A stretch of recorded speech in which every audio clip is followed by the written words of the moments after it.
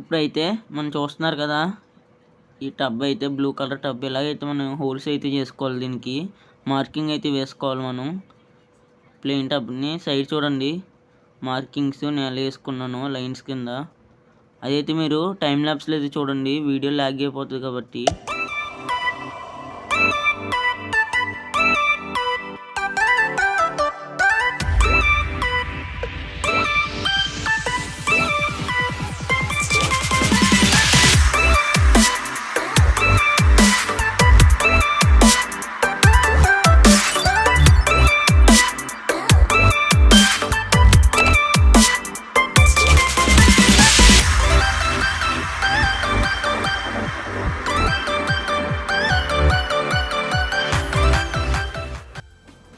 Time lapse అయితే నచ్చినాయి అనుకుంటున్నాను. చూసారు కదా అలా కట్ చేసాము. ఇంకోండి ఓవరాల్ అవుట్పుట్ అయితే ఇది ఎంత నీట్గా వచ్చిందో చూడండి. మనం నీట్గా అయితే కటింగ్ అయితే చేసుకోండి మీరు శాండింగ్ అని. తర్వాత మనకు వచ్చేసి మెయిన్ కాంపోనెంట్ ఇది. ఇదేంటంటే హనీకోమ్ అంటారు దీన్ని. అంటే ఇది మనకి గడ్డి అందులో పెట్టడానికి 3 సైడ్స్కి. నేనైతే మన లోకల్ మార్కెట్లో కొన్నా. ఇదైతే మనం వాటర్ పంప్ కట్టడానికి దీన్ని అయితే టీ బెండ్ అయితే అంటారు. అంటే టీ బెండ్ అంటే 3 చోట్ల అయితే కనెక్ట్ చేయొచ్చు. 3 పైప్స్ దానికి కింద సైడ్లు 2 చోట్లని.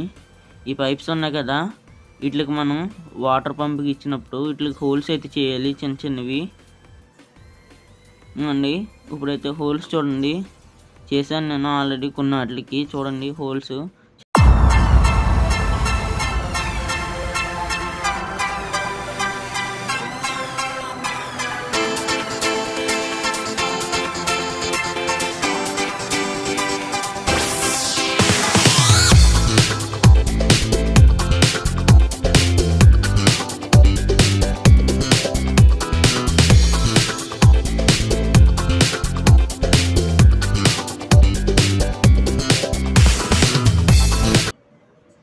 గైస్ ఇప్పుడు మనకి మెయిన్గా ఈ ఫ్యాన్ అయితే ప్రొపెల్లర్ అయితే కావాలి.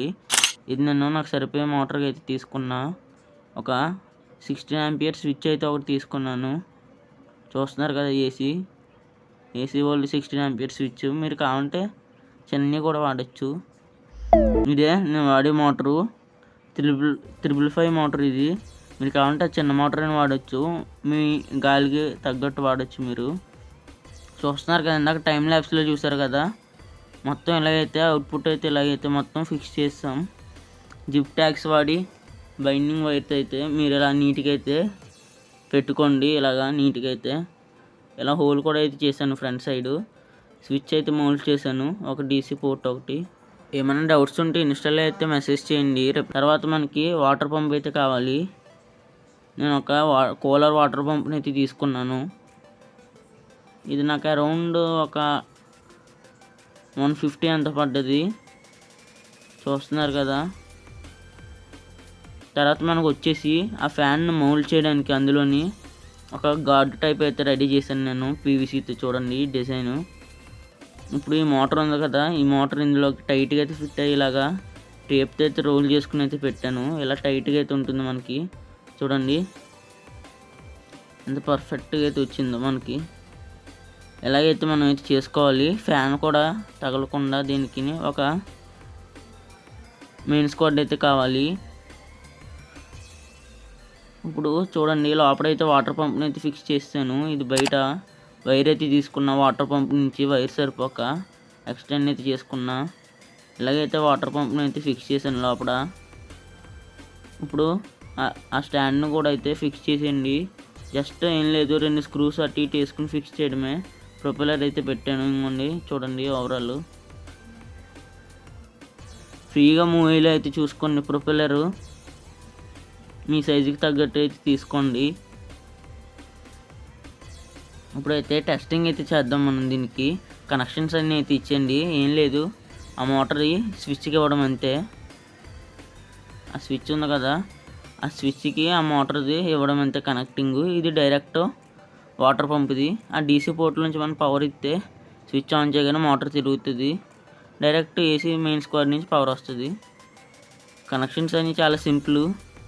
దీనిపైన అయితే మనం అంటే దాని మీద గార్డు టైప్ అయితే రెడీ చేశాను ఇలాగ నెట్తో. ఇలాంటిది మీరు కావాలంటే ఉంచుకోవచ్చు, లేకపోతే లేదు. నాకైతే మామూలుగానే నచ్చింది, అందుకు ఉంచుతున్నా మామూలుగా. కనెక్షన్స్ అన్నీ అయితే అయిపోయినాయి. పవర్ అయితే ఇచ్చాను. స్విచ్ ఆన్ చేస్తున్నాను చూడండి ఎంత స్పీడ్గా రన్ అవుతుందో. నాకైతే ఇక్కడ గాలి వస్తుంది చూడండి. పేపర్స్ కూడా పెట్టాను, ఎంత ఎయిర్ ఫ్లో వస్తుంది. ఇప్పుడైతే వాటర్ అయితే వేసి అయితే టెస్ట్ చేద్దాం. వాటర్ అయితే వేస్తున్నాను. కనీసం మీరు ఇందులో ఒక 5 లీటర్స్ దాకా వాటర్ అయితే వేయచ్చు. ఫ్రీగా 5 లీటర్స్ దాకా అయితే పడుతుంది. మనం చూస్తున్నారు కదా లోపల మనకి ఎలా వస్తున్నాయో వాటరు డ్రాప్స్. మోటార్ ఆన్ చేసినారు చూడండి ఎలా కారుతున్నాయో వాటర్ అయితే. లోపల మొత్తం మన చుట్టూరు గడ్డ అంతా అయితే తడాలి చూడండి. ఇప్పుడు ఫైనల్గా అయితే ఎంత చల్లగా అయితే వస్తుంది గాలి. మన ఛానల్ అయితే సబ్స్క్రైబ్ అయితే చేసుకోండి.